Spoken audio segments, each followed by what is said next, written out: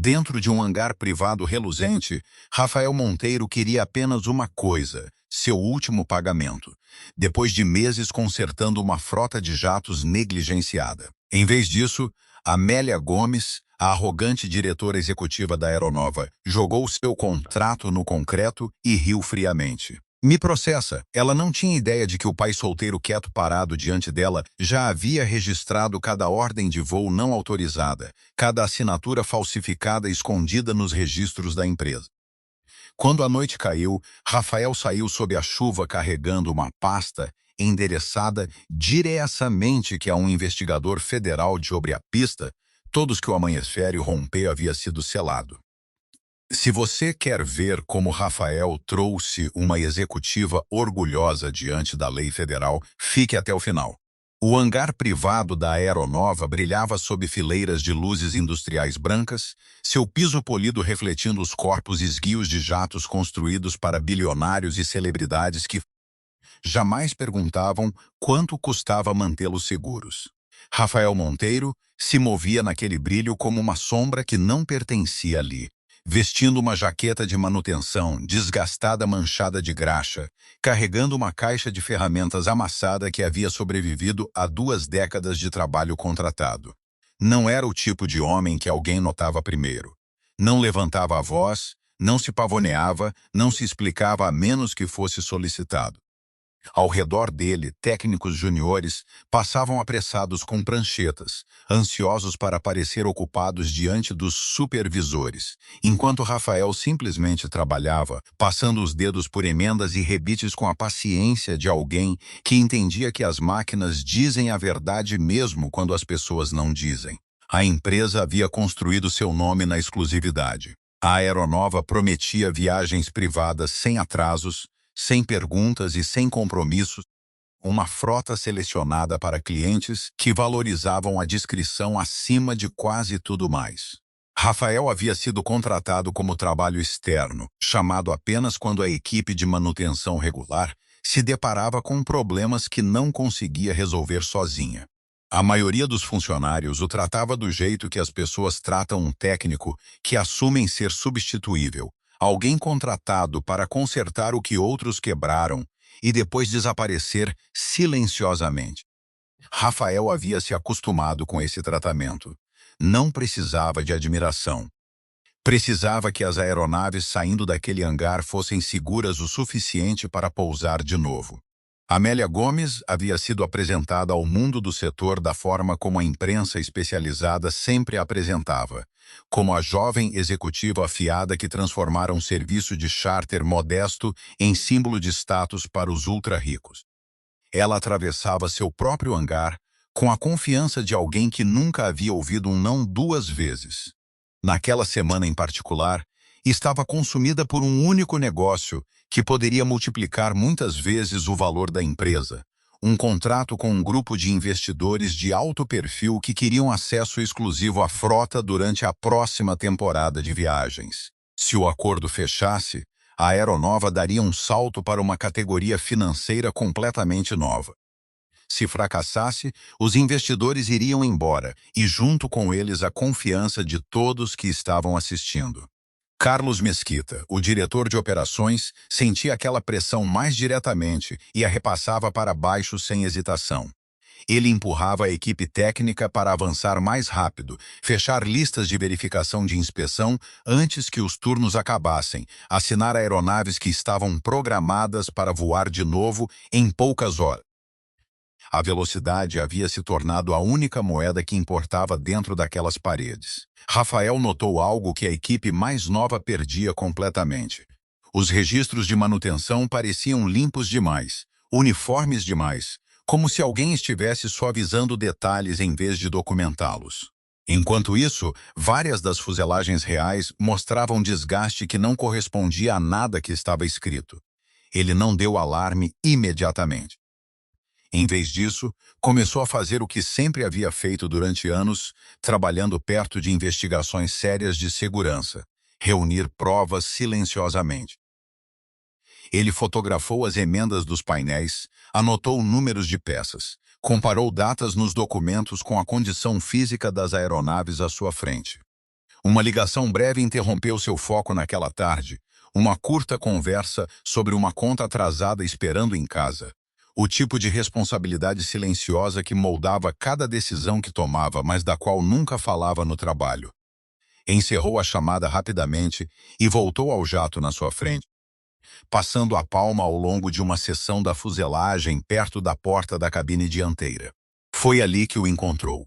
Uma fratura capilar, quase invisível a menos que alguém soubesse exatamente onde olhar, situada precisamente onde a pressão se concentraria assim que a aeronave subisse para a altitude. Não era um dano que pertencia a um jato liberado para voos de passageiros. Era o tipo de falha que vivia silenciosamente até o momento em que não vivia mais. Rafael se agachou mais baixo e examinou a fratura com mais atenção, e ficou óbvio que aquilo não era uma falha cosmética menor. Um remendo temporário havia sido aplicado usando material que não atendia ao padrão exigido para reparo estrutural, um atalho para esconder o problema em vez de corrigi-lo. Sob o remendo, marcas sutis sugeriam que a aeronave havia absorvido algum tipo de impacto, algo que deveria ter disparado uma inspeção formal e um relatório detalhado. Em vez disso, o papelada contava uma história completamente diferente. Uma em que a fuselagem havia passado em todas as verificações, atendido todos os requisitos e sido aprovada para serviço contínuo sem incidentes.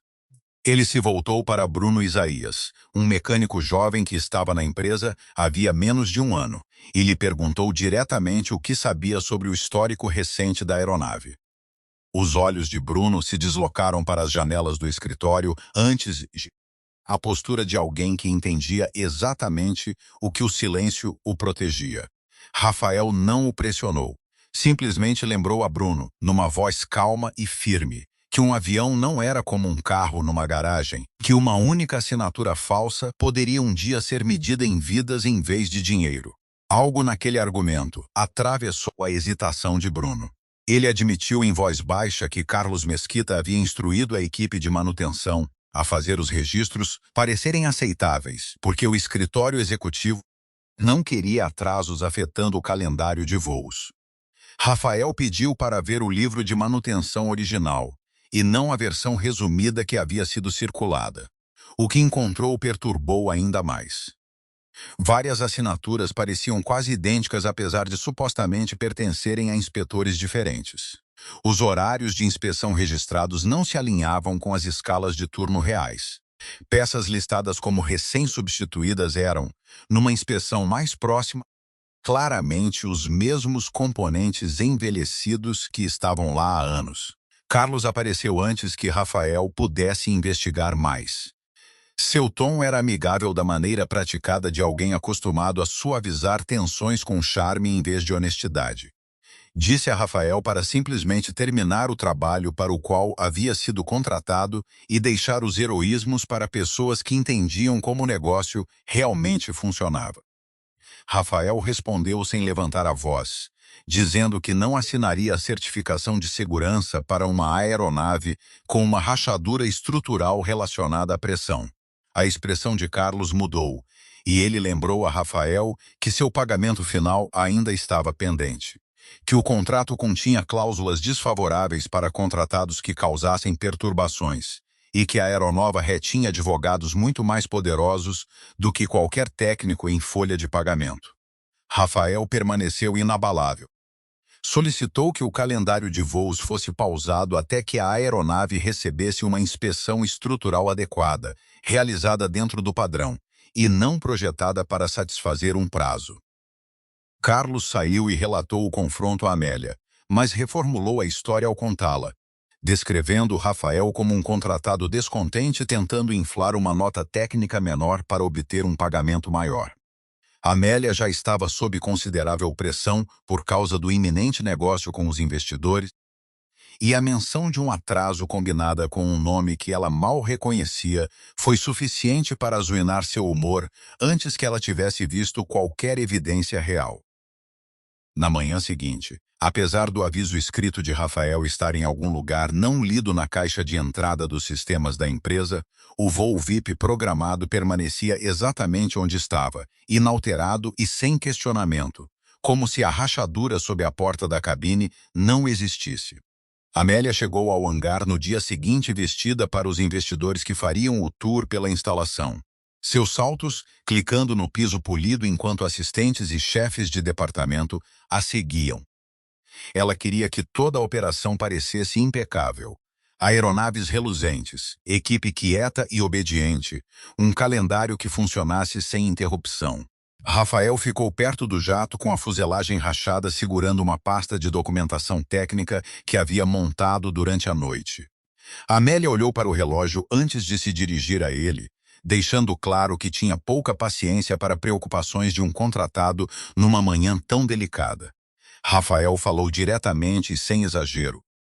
Descreveu a rachadura na fuselagem, as inconsistências no livro de manutenção, os números de peças incompatíveis e as assinaturas que levantavam sérias dúvidas sobre quem havia realmente realizado as inspeções que estavam sendo alegadas.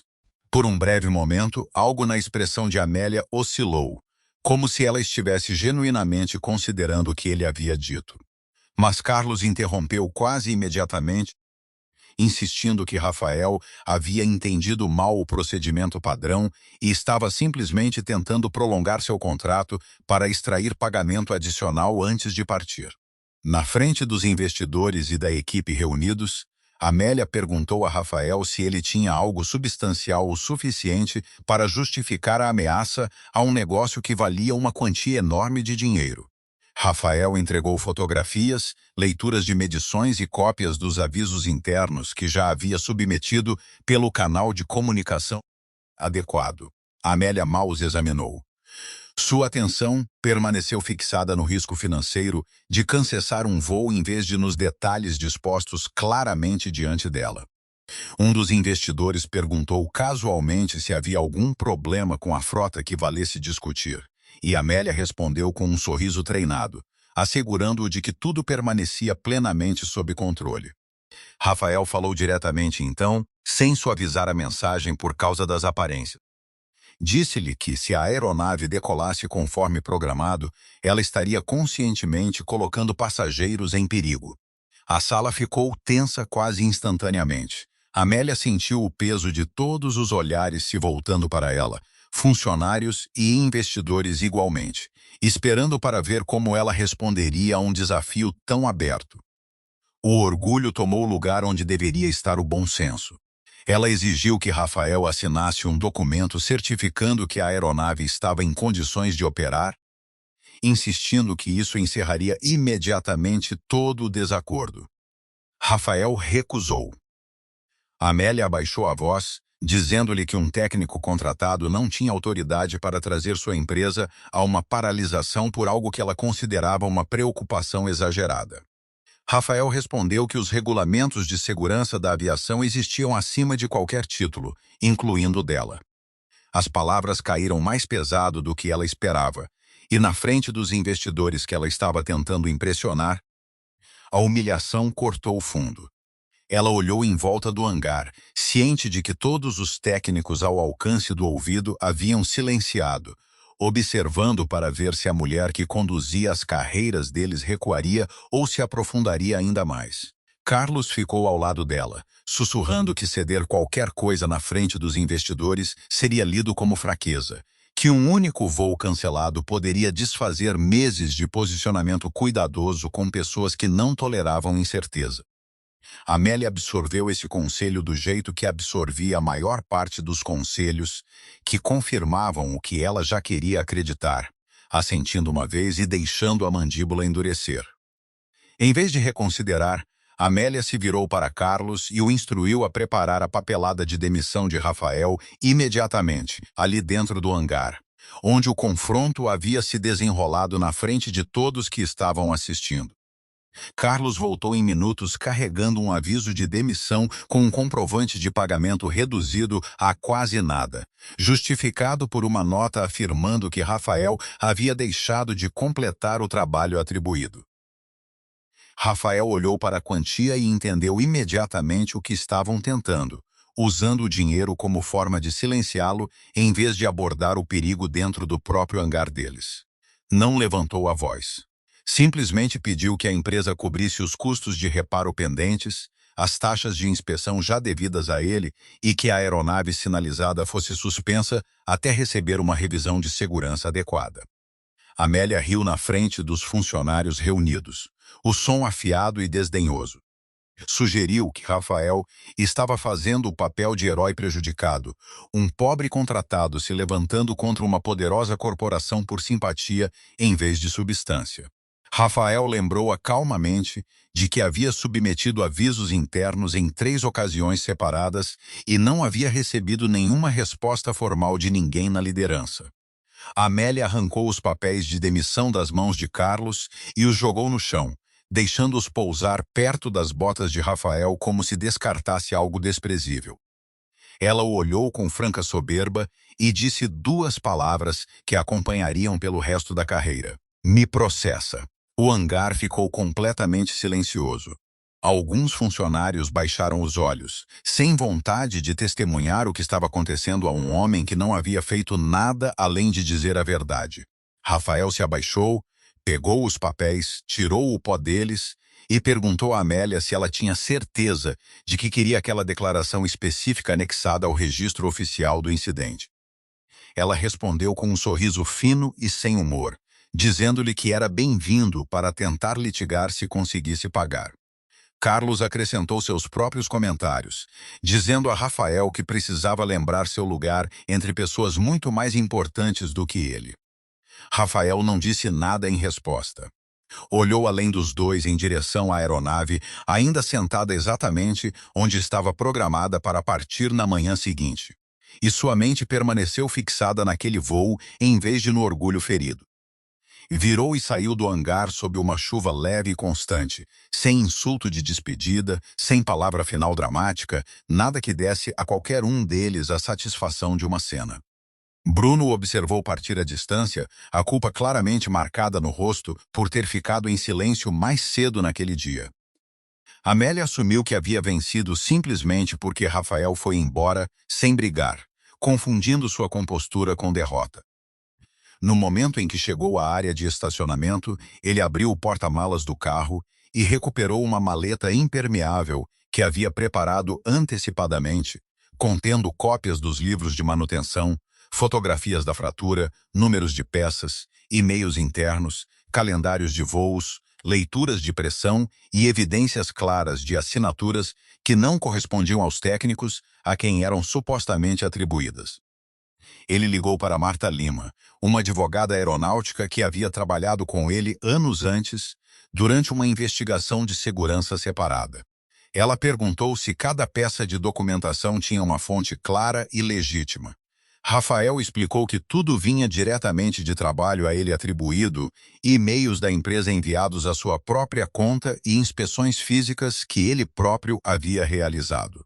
A resposta de Marta foi breve e direta. Se aquela aeronave ainda tinha um voo programado para a manhã seguinte, não havia tempo para mover uma ação judicial primeiro. Rafael olhou de volta para o hangar, brilhando atrás de lençóis de chuva, e tomou sua decisão. Não levaria Amélia ao tribunal antes de garantir que as pessoas responsáveis por manter aeronaves seguras tivessem cada pedaço de evidência em mãos. Rafael dirigiu até uma pequena lanchonete perto do aeroporto, um lugar com internet confiável e clientes suficientemente poucos para que ninguém prestasse atenção a um homem cansado trabalhando sozinho numa mesa de canto. Não foi para casa primeiro, embora o cansaço puxasse cada parte dele. Uma rápida olhada para uma foto na tela bloqueada do celular o lembrou por que continuava em movimento, antes de virar o aparelho para baixo e voltar sua atenção para a pasta na sua frente. O peso silencioso da paternidade, presente apenas como uma força estabilizadora privada em vez de algo falado em voz alta. Ele organizou os documentos com cuidado metódico, por aeronave, por falha específica, pelo nome anexado a cada assinatura falsificada, por data e por quais voos programados carregavam o maior risco. Marta Lima se juntou a ele por videochamada, orientando-o em direção a uma linguagem que permanecia factual e precisa em vez de emocional ou acusatória, lembrando-o repetidamente de que o relatório precisava ser lido como um registro de eventos e evidências, não como uma queixa pessoal contra pessoas que haviam o prejudicado. Rafael submeteu um relatório de segurança urgente pelo canal federal adequado, anexando um pedido formal de inspeção antes da partida programada na manhã seguinte. Também enviou uma cópia duplicada diretamente para Rodrigo Figueiredo, um inspetor de quem se lembrava de um caso anterior envolvendo componentes de aeronaves falsificados. No início, apenas uma confirmação automática apareceu na tela, e Rafael não tinha como saber se alguém realmente revisaria o material antes que o sol raiasse sobre a pista. Em poucos minutos, seu telefone tocou. Rodrigo fez perguntas precisas e metódicas. O número de identificação da aeronave, a localização exata da fratura estrutural, os números de peças envolvidos, o nome anexado à alegação falsa do próximo voo programado. Rafael respondeu cada pergunta sem hesitação, com a voz firme apesar da hora. Rodrigo fez uma breve pausa após a resposta final. Depois disse que se a documentação se sustentasse, isso não era mais uma simples disputa. Era uma preocupação séria de segurança operacional que exigia atenção imediata. Enquanto isso, dentro do escritório envidraçado da aeronova com vista para o hangar, Amélia continuava comemorando com os investidores que permaneciam no local, sem saber que algo havia mudado. Carlos a assegurou de que o assunto havia sido resolvido, insistindo que Rafael não tinha os recursos nem a posição para causar qualquer perturbação real. Amélia verificou o calendário de voos para a manhã seguinte e se permitiu uma pequena medida de alívio, acreditando que o pior da noite já havia passado. Uma assistente perguntou cautelosamente se o voo deveria ser adiado como precaução, dado o conflito anterior. Amélia descartou a sugestão de pronto, afirmando firmemente que não deixaria um técnico demitido descarrilhar um negócio tão significativo. Sua confiança permaneceu inabalável conforme a noite avançou, mesmo que, a quilômetros de distância, Rodrigo Figueiredo estivesse montando uma equipe de inspeção de emergência, instruindo-os a estar prontos e posicionados no aeroporto bem antes de o amanhecer raiar. Rodrigo trabalhou pelo material que Rafael havia fornecido, com a disciplina de alguém que havia visto papelada desleixada arruinar carreiras e, ocasionalmente, custar vidas. Ele cruzou números de cauda com registros de manutenção públicos, anotou o padrão de horários de inspeção idênticos, aparecendo em supostos técnicos separados, e sinalizou a localização da fratura como consistente com pontos de estresse conhecidos naquele modelo de aeronave. Nada na documentação sugeria improvisação ou exagero. Parecia o trabalho de alguém que entendia exatamente o que os reguladores precisavam ver e havia se cuidado para preservá-lo adequadamente. Ele contatou 2 colegas diretamente, contornando a fila matinal normal de relatórios de rotina, e disse-lhes claramente que esse caso não podia esperar o horário comercial normal. Um deles perguntou se tinham base legal para agir antes do amanhecer. Rodrigo respondeu que uma ameaça à segurança credível e bem documentada envolvendo uma aeronave programada para transportar passageiros em poucas horas lhes dava exatamente a base de que precisavam, e que esperar mais significaria explicar depois por que não haviam agido mais cedo. Às 3 da manhã, Rafael sentava em seu carro do lado de fora do perímetro do aeroporto, esperando por uma resposta que não conseguia prever totalmente, incerto se a ação federal poderia acontecer realisticamente antes da partida programada. Bruno Isaías lhe enviou uma mensagem durante aquele trecho de silêncio, avisando que Carlos havia ordenado que várias caixas de registros fossem removidas silenciosamente do escritório de manutenção. Rafael disse a ele para não correr nenhum risco desnecessário, apenas pedindo que documentasse a localização das caixas se fosse seguro fazê-lo. Bruno enviou uma fotografia mostrando as caixas sendo carregadas para um veículo de serviço perto de uma entrada lateral raramente usada àquela hora. Rafael encaminhou a imagem diretamente para Rodrigo sem hesitar. Rodrigo entendeu imediatamente que qualquer atraso adicional arriscava perder evidências físicas que não poderiam ser facilmente. recuperadas uma vez que deixassem as instalações. Trabalhando junto com a segurança do aeroporto, sua equipe se moveu em direção à instalação da aeronave com eficiência silenciosa, evitando qualquer coisa que parecesse um confronto dramático e se concentrando em garantir o que precisava ser preservado. Rodrigo apresentou uma ordem de inspeção de emergência na chegada, exigindo que a aeronave sinalizada, seu histórico de manutenção completo, registros de componentes relacionados e o calendário de voos atual permanecessem intocados enquanto aguardavam revisão. A equipe que estava de plantão reagiu com alarme visível e imediatamente ligou para Carlos, que chegou em minutos ainda ajustando o paletó, insistindo em voz alta que toda a situação decorria de um mal-entendido interno que não justificava envolvimento federal. Rodrigo perguntou diretamente quem havia autorizado o voo da manhã, apesar de um aviso estrutural documentado. Carlos hesitou, depois disse que a decisão exigia contribuição da liderança executiva antes que ele pudesse responder mais. Amélia recebeu a chamada em seu apartamento perto do aeroporto, irritada a princípio por ser acordada tão cedo, brevemente assumindo que aquilo era alguma forma de retaliação orquestrada por Rafael por despeito. No momento em que ouviu as palavras Inspeção Federal, sua irritação cedeu instantaneamente ao alarme genuíno. E ela ligou para sua equipe jurídica sem demora. Mas a resposta ofereceu pouco conforto. Eles a avisaram de que uma vez que os inspetores chegassem com evidências documentadas específicas em mãos, obstruir o trabalho deles só aumentaria a exposição legal que já existia. Rafael permaneceu a uma curta distância, observando quietamente enquanto a aeronave sinalizada era bloqueada de chegar em qualquer lugar perto da pista. Ele não avançou como se estivesse reivindicando vitória. Simplesmente observou, ciente de que o que importava agora pertencia a um processo muito maior do que sua própria queixa.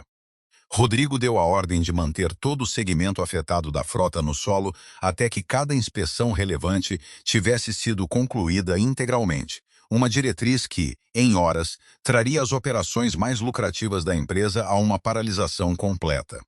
Dentro do hangar, técnicos que haviam passado a noite correndo para cumprir um cronograma impossível agora ficavam ao longo das paredes observando estranhos em jaquetas federais fotografar os mesmos painéis que Rafael havia fotografado sozinho dias antes, sem que ninguém lhe prestasse atenção. Alguns deles trocaram olhares apreensivos, reconhecendo pedaços da fratura e dos documentos incompatíveis que Rafael havia tentado levantar semanas antes de qualquer pessoa na liderança se importar em ouvir. Carlos andava de um lado para o outro perto da entrada do escritório, o celular pressionado ao ouvido, tentando alcançar alguém no departamento jurídico que pudesse dizer-lhe que aquilo ainda poderia ser contido silenciosamente. A equipe de Rodrigo trabalhava metodicamente, marcando cada componente afetado, fotografando números de série e cruzando-os com o banco de dados de manutenção digital que a documentação de Rafael já havia sinalizado como inconsistente. Nada em sua abordagem era apressado ou teatral. Era o processo deliberado e sem pressa de pessoas que entendiam que um erro cometido às pressas durante uma investigação poderia desfazer meses de trabalho evidencial cuidadoso, e que pretendiam garantir que nada sobre esse caso pudesse ser posteriormente descartado como erro processual.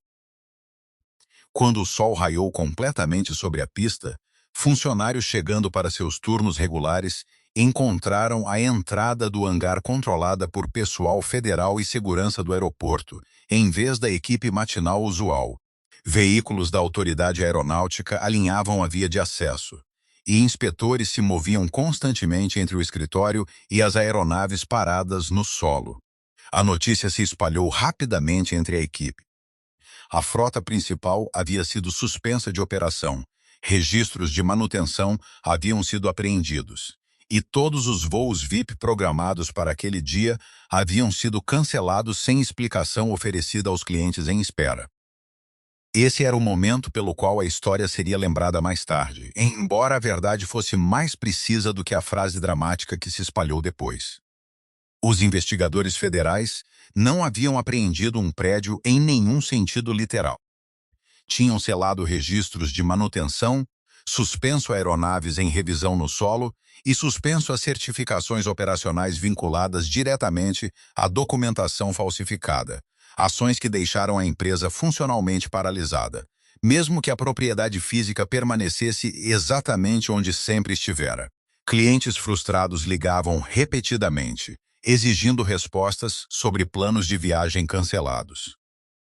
Investidores solicitaram uma reunião de emergência antes que a manhã tivesse sequer começado adequadamente.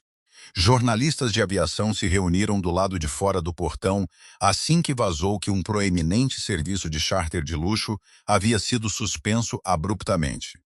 Amélia chegou, ainda ajustando a aparência de uma manhã apressada, a expressão composta, mas os olhos traindo o alarme que não conseguia esconder totalmente. No momento em que avistou Rafael parado ao lado de Rodrigo, perto da entrada do hangar, entendeu imediatamente quem havia desencadeado toda aquela sequência de eventos. Ela se aproximou dele diretamente, acusando-o de sabotear a empresa puro rancor por ter perdido sua posição. Rafael não levantou a voz nem se defendeu com raiva. Simplesmente a lembrou de que ela havia lhe dito para mover uma ação judicial se quisesse, mas que o que se desenrolava aqui chegava muito além de qualquer disputa pessoal entre os dois. Rodrigo pediu a Amélia que acompanhasse sua equipe até uma sala de conferências para questionamento formal sobre os eventos do dia anterior.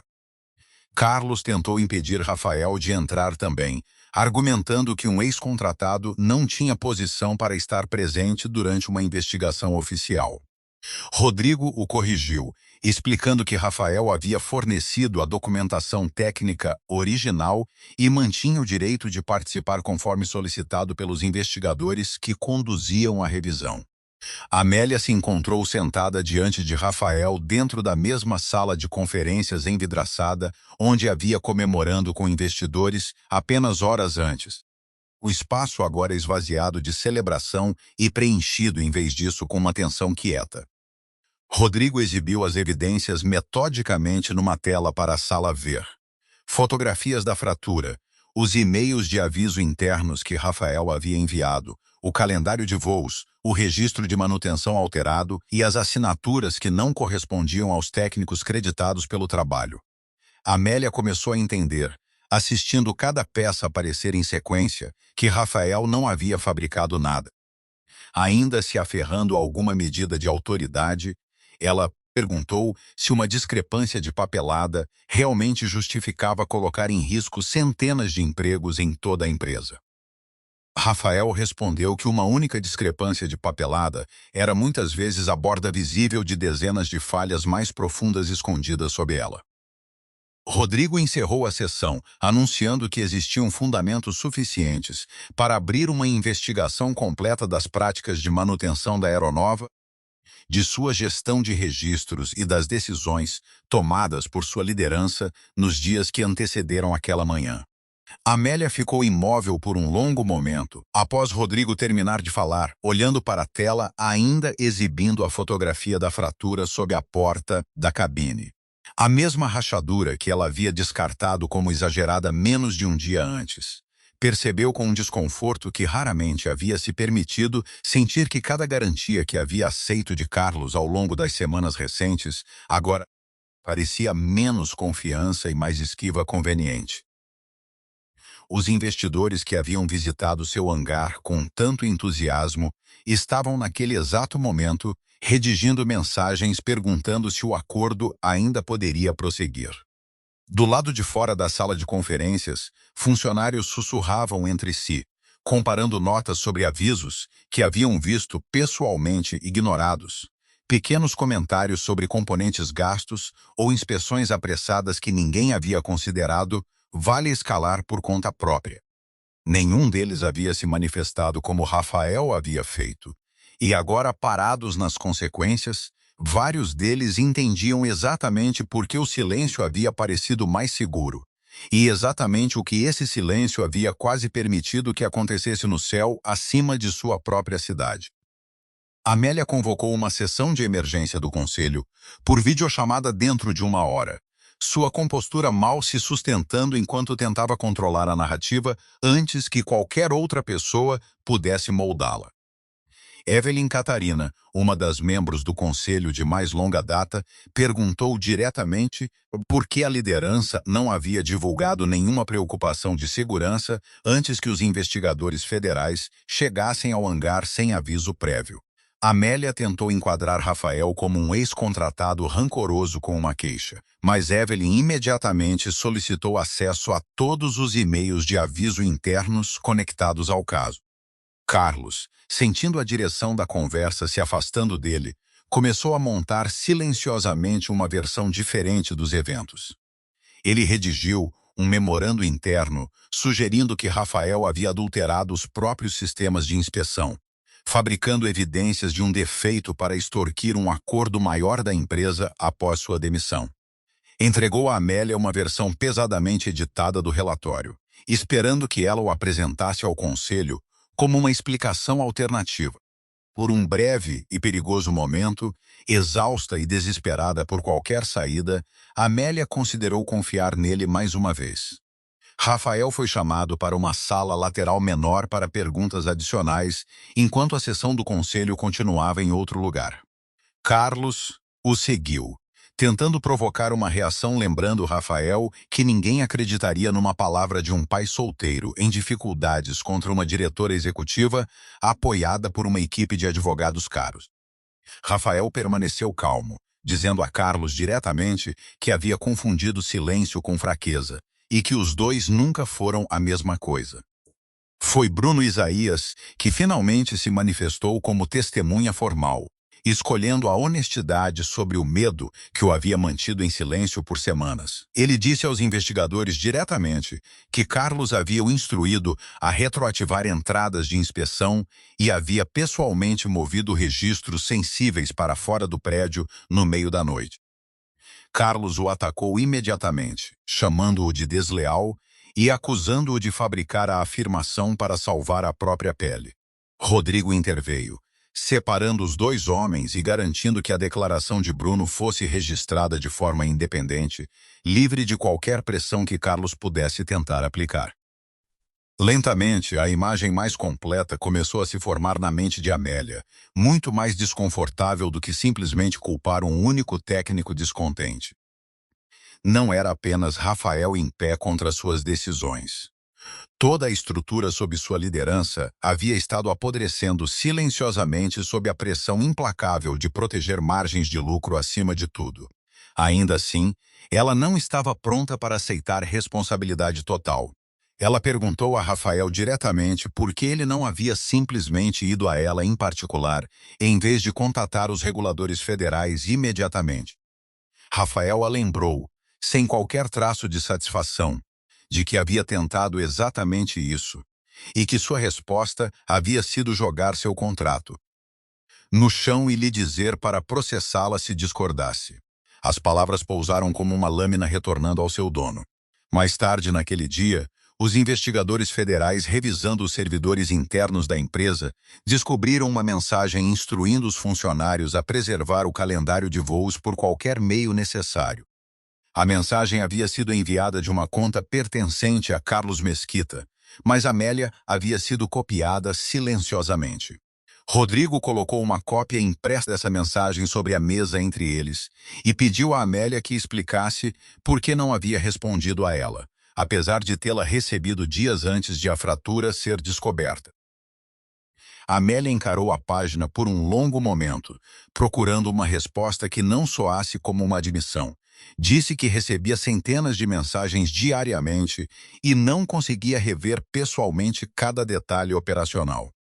Uma defesa que soou débil até para seus próprios ouvidos no instante em que a pronunciou em voz alta. Evelyn, ouvindo da sala adjacente onde os membros do conselho haviam sido autorizados a observar, fez uma anotação da resposta sem comentário, embora sua expressão sugerisse que achava isso longe de satisfatório. Estava ficando claro para todos os presentes que a liderança da aeronova havia construído uma cultura em que verdades desconfortáveis eram silenciosamente enterradas em vez de confrontadas. E que essa cultura agora tinha um nome, um carimbo de data e hora e a atenção total de um investigador federal. A investigação se ampliou rapidamente para além da única aeronave que havia chamado a atenção primeiro, expandindo para cobrir toda a frota da aeronova sob a direção de Rodrigo. Os inspetores encontraram registros de manutenção que pareciam extraordinariamente imaculados em vários jatos, mas a condição física de várias fuselagens contava uma história muito diferente. Componentes listados como substituídos no papel ainda carregavam as marcas de desgaste e fabricação de peças instaladas anos antes. As faturas de compra não correspondiam aos registros de inventário que deveriam sustentar. Uma aeronave carregava um histórico documentado de vibração incomum durante um voo anterior, um aviso que havia sido descartado na época e nunca adequadamente resolvido antes de retornar ao serviço regular de passageiros. Rafael assistiu a equipe da frota outrora orgulhosamente exibida agora marcar uma aeronave após a outra, com avisos e avisos de suspensão. Ele se lembrou de cada garantia que Carlos havia lhe dado ao longo dos meses recentes, frases como nada sério, a equipe técnica já cuidou disso e o mecânico está exagerando. Ele entendia agora com clareza dolorosa que havia escolhido consistentemente acreditar em qualquer versão dos eventos que exigisse menos perturbação ao seu cronograma e suas ambições. Evelyn Catarina informou, sem calor ou hesitação, que o Conselho havia votado pela suspensão de sua autoridade operacional durante a investigação. Amélia absorveu a notícia em silêncio atordoado. Apenas um dia antes, ela comandara cada decisão dentro daquela empresa. Agora não conseguia entrar em seu próprio hangar sem autorização prévia das próprias pessoas que havia dirigido sem questionamento. Carlos tentou sair das instalações com seu telefone e laptop ainda em mãos, mas a segurança do aeroporto o deteve a pedido dos investigadores que buscavam preservar qualquer evidência digital restante antes que pudesse ser alterada ou excluída. Encurralado e desesperado, ele voltou sua culpa diretamente para Amélia, insistindo que cada decisão que havia tomado havia sido orientada inteiramente pelas metas de desempenho que ela própria havia estabelecido e repetidamente reforçado. Esse era o ponto de virada onde a história se recusava a oferecer inocência fácil a qualquer lado. Amélia não havia falsificado pessoalmente um único documento, mas havia construído e recompensado um ambiente onde o engano se tornou o caminho de menor resistência para os que trabalhavam abaixo dela. Rafael disse a Rodrigo diretamente que se Amélia tivesse simplesmente sido honesta desde o início, pausando alguns voos e autorizando os reparos adequados, nada desse colapso teria sido necessário. Rodrigo respondeu que os regulamentos federais de segurança raramente eram severos com pessoas que cometiam erros e os corrigiam honestamente, mas mostravam pouca misericórdia para quem escolhia o encobrimento. Amélia ouviu aquela distinção claramente, e pela primeira vez desde que a crise havia começado, algo em sua postura mudou, como se o peso do orgulho que havia carregado finalmente começasse a rachar sob sua própria pressão. Um relatório técnico preliminar confirmou que todos na sala já suspeitavam. Se aquele voo específico tivesse partido conforme originalmente programado, a aeronave teria enfrentado sério risco de falha estrutural assim que atingisse a altitude de cruzeiro e a pressão plena da cabine. A autoridade aeronáutica agendou uma audiência de emergência formal, reunindo representantes da empresa, membros do conselho, advogados e as testemunhas técnicas cujo testemunho moldaria o que viria a seguir. Rafael chegou não buscando vingança, mas simplesmente para expor a sequência de eventos tão claramente quanto a evidência permitia. Descreveu o momento em que notou pela primeira vez a fratura, os registros falsificados que se seguiram, a exigência de que assinasse uma certificação de segurança que sabia ser falsa, e finalmente as duas palavras que haviam posto tudo o mais em movimento. Amélia ficou sentada de frente a ele, despojada da confiança que havia definido apenas dias antes. O advogado da empresa tentou minar a credibilidade de Rafael, chamando atenção para sua situação financeira, sugerindo que um homem sob pressão de dinheiro tinha todos os incentivos para exagerar um defeito. Rafael não se esquivou da implicação. Disse diretamente que precisar de dinheiro lhe teria dado todos os motivos para assinar e receber seu pagamento, mas que havia se recusado a fazer exatamente isso. A sala ficou quieta com a simplicidade da resposta. Bruno confirmou mais uma vez que Carlos o havia instruído a alterar datas de inspeção. Os registros do servidor confirmaram que os livros de manutenção haviam sido modificados apenas após Rafael ter submetido seu aviso original. Um detalhe que fechava qualquer argumento restante de que os documentos haviam simplesmente sido imperfeitos desde o início. Rodrigo resumiu as descobertas sem exagero. A aeronova havia operado aeronaves ciente de risco significativo, falsificado documentação de manutenção, obstruído inspeção oportuna e colocado em perigo passageiros que não tinham conhecimento de nada disso. A autoridade confirmou que a ordem de suspensão permaneceria em vigor, que os registros apreendidos ficariam sob revisão e que partes do caso avançariam para investigação mais profunda.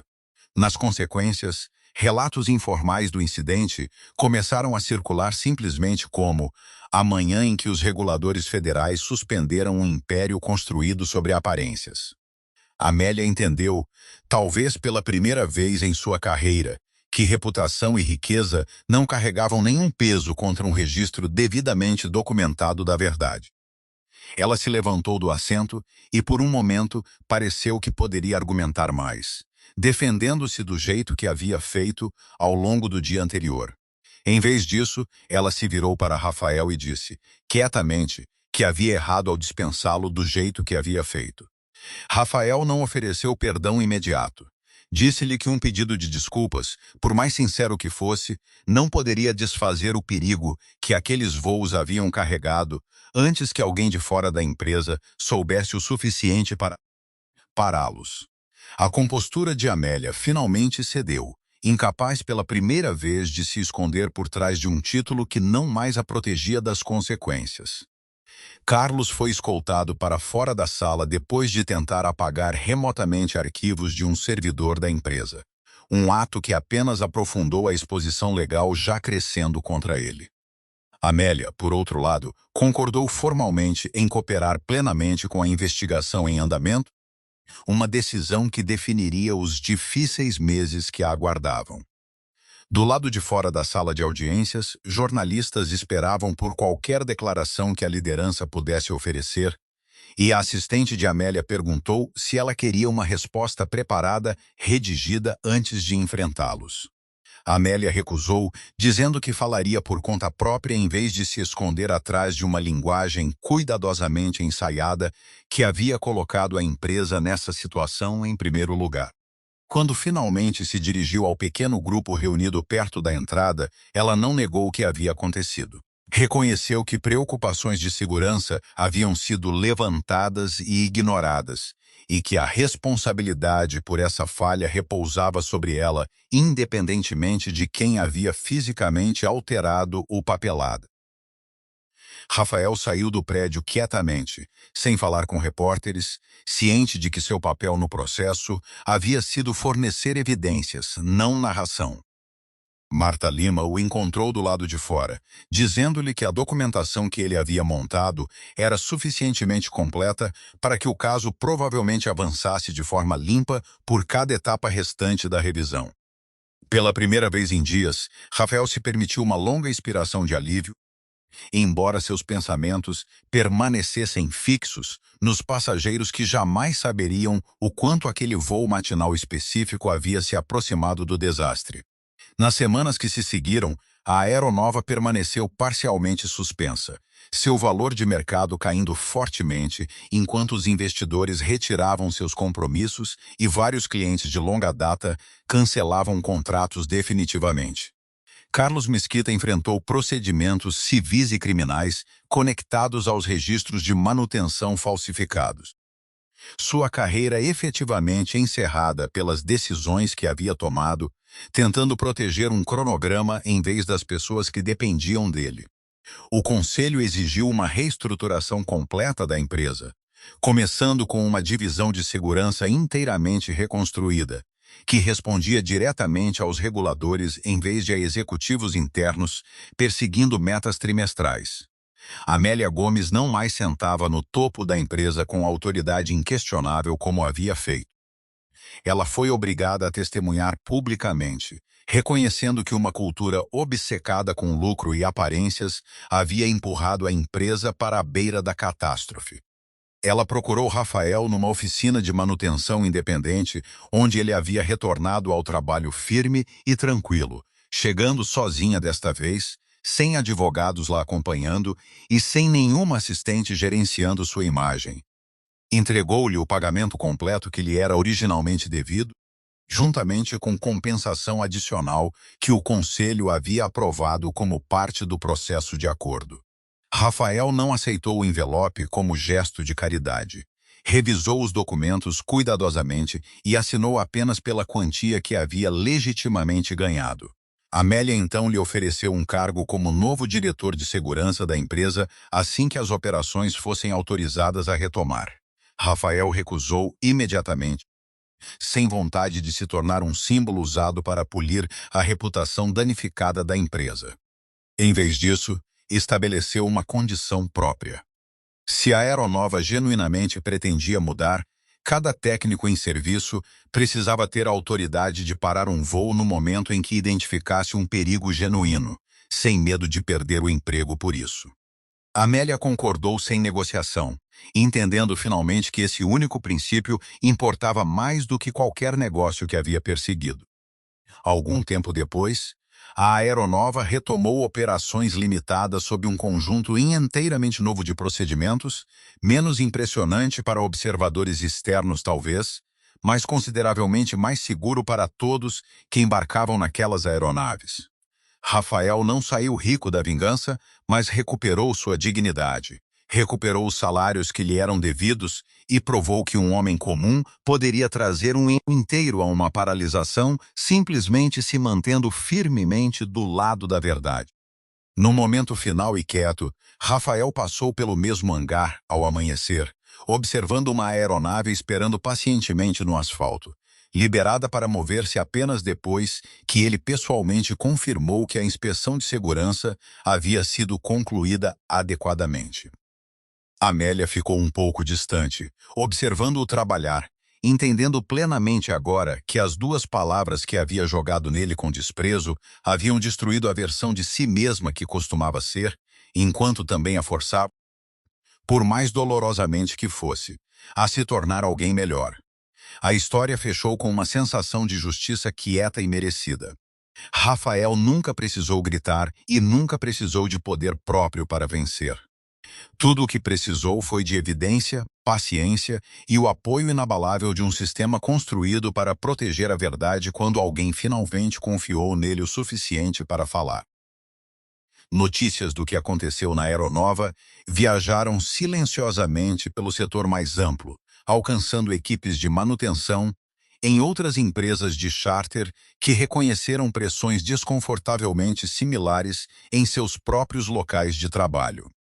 Alguns técnicos em outros lugares disseram mais tarde que o caso lhes deu coragem para levantar preocupações que poderiam de outra forma ter engolido por medo de perder o emprego. Rafael jamais buscou esse tipo de influência e nunca falou publicamente sobre o caso, além do que a investigação exigia dele. Mas a repercussão de sua decisão quieta chegou muito mais longe do que ele jamais pretendeu. Bruno Isaías permaneceu na aeronova durante sua reestruturação, eventualmente conquistando um papel formal dentro da divisão de segurança recém-criada que Rafael havia insistido. Ele costumava dizer a qualquer um que perguntasse que assistir a um homem se recusar a dobrar sob pressão havia lhe ensinado mais sobre integridade do que qualquer outra coisa em sua curta carreira. Rafael continuou trabalhando muito do jeito que sempre havia feito, firme e discreto, nunca perseguindo reconhecimento, feliz simplesmente sabendo que as aeronaves saindo de suas mãos eram finalmente tão seguras quanto as pessoas embarcando nelas mereciam. Rafael Monteiro nunca quis ser o herói de ninguém. Ele queria um salário justo, uma aeronave segura e a simples decência de ser acreditado quando dizia a verdade. O que obteve em vez disso foi desprezo, humilhação e duas palavras descuidadas que foram pensadas para colocá-lo em seu lugar. Em vez disso, essas palavras se tornaram a faísca que trouxe uma empresa poderosa de frente com a lei que havia silenciosamente ignorado por tempo demais. Sua história é um lembrete de que pessoas quietas são frequentemente subestimadas, de que paciência e evidência podem superar a arrogância e de que a justiça real raramente precisa gritar. Se esta história te moveu, carregue a calma resolução de Rafael para sua própria vida. Mantenha-se firme quando importa e confie que a honestidade, dado tempo suficiente, ainda encontra seu caminho para a luz.